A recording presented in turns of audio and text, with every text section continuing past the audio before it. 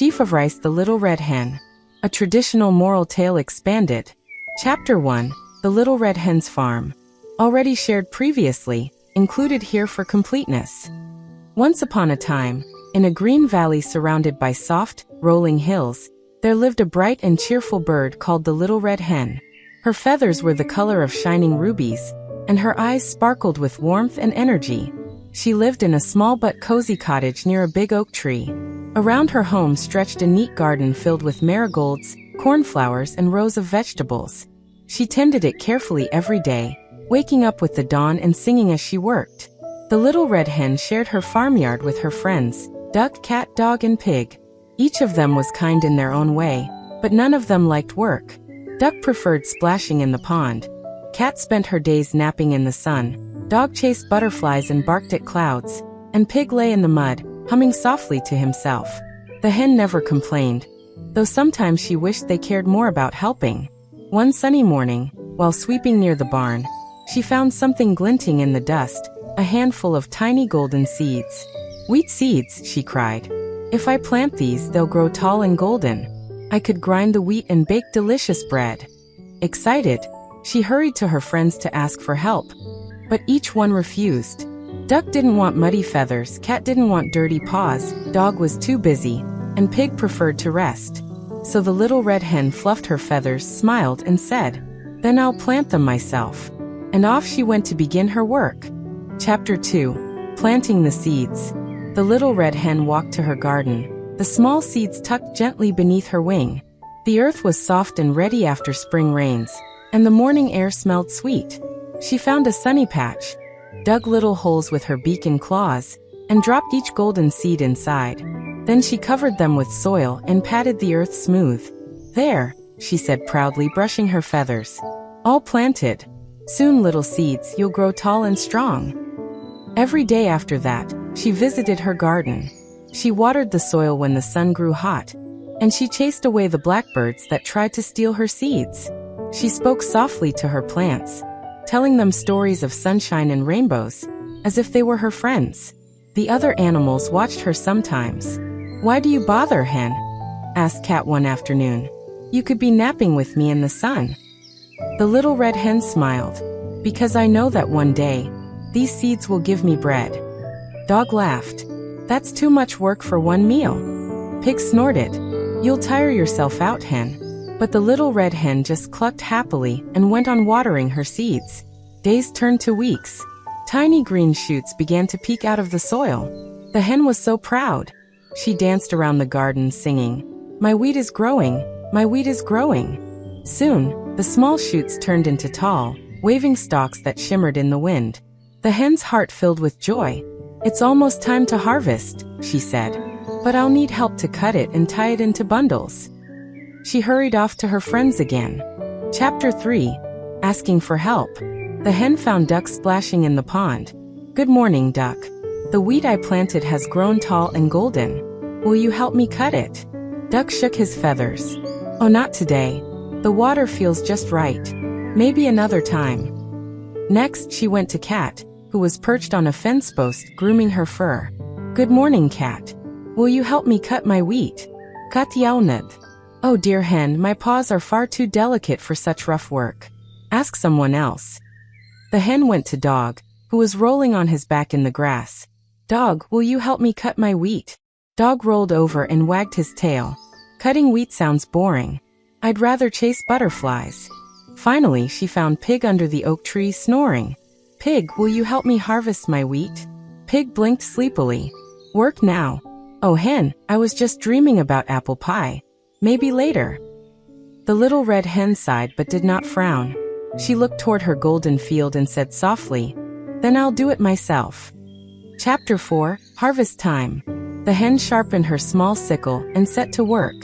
The sun shone warmly, the breeze was soft, and she worked from morning till dusk. She cut the tall stalks carefully, tied them into bundles, and stacked them neatly in her yard. It was hard work, and her wings ached, but her heart felt light. As she worked, the others passed by. Cat said, "Oh Hen, you must be so tired." Dog said, "That looks like too much work for one bird."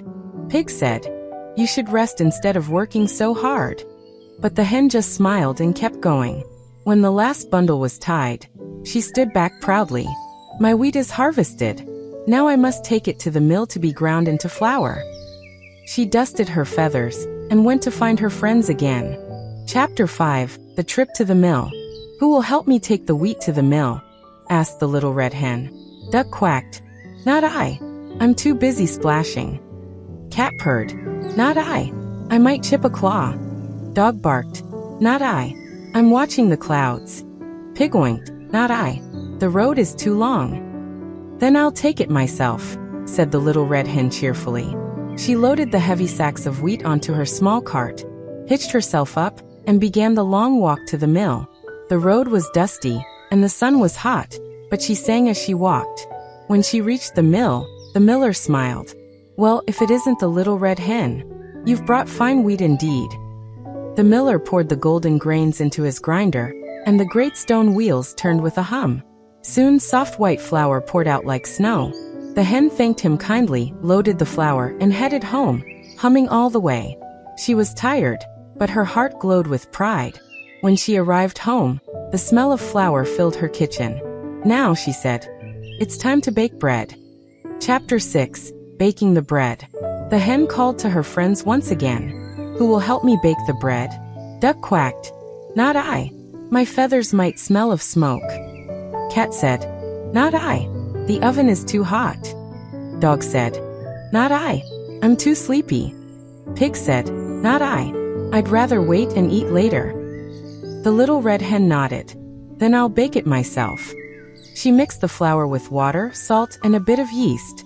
She kneaded the dough carefully with her wings, humming a soft tune. Then she shaped it into loaves and placed them in the oven.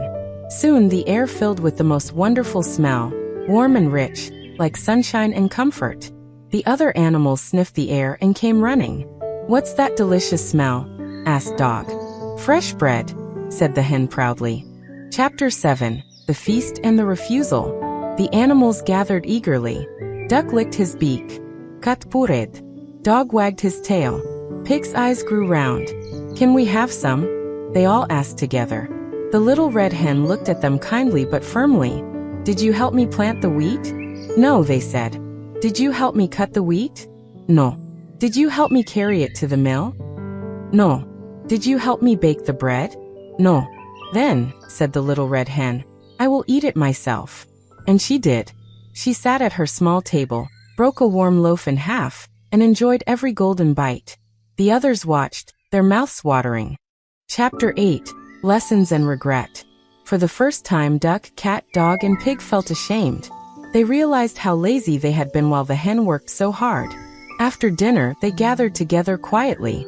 Duck said, the hen worked alone and we did nothing. Cat said, she deserved her bread. Dog said, we should have helped.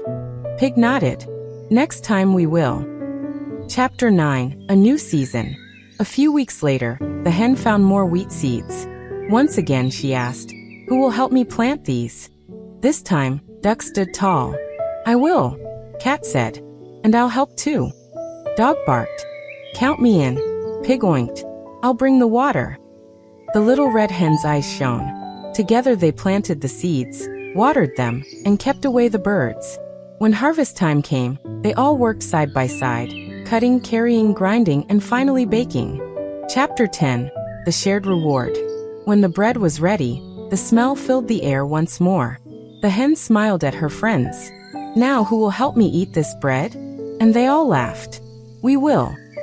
This time, she shared it gladly. The bread tasted even better because everyone had helped. As they ate, the little red hen said, work shared is joy doubled. Laziness brings hunger, but effort brings reward. And from that day on, all the animals on the little farm worked together and lived happily ever after. Glowing star moral of the story. Those who do not work should not expect to share the rewards. But those who learn to work together will always have enough to share. The previous video link in this video. Thank you so much for watching my video. I hope you will enjoy this story. If you see more story, please subscribe my YouTube channel, like and comment. Okay, take care of yourself. Bye.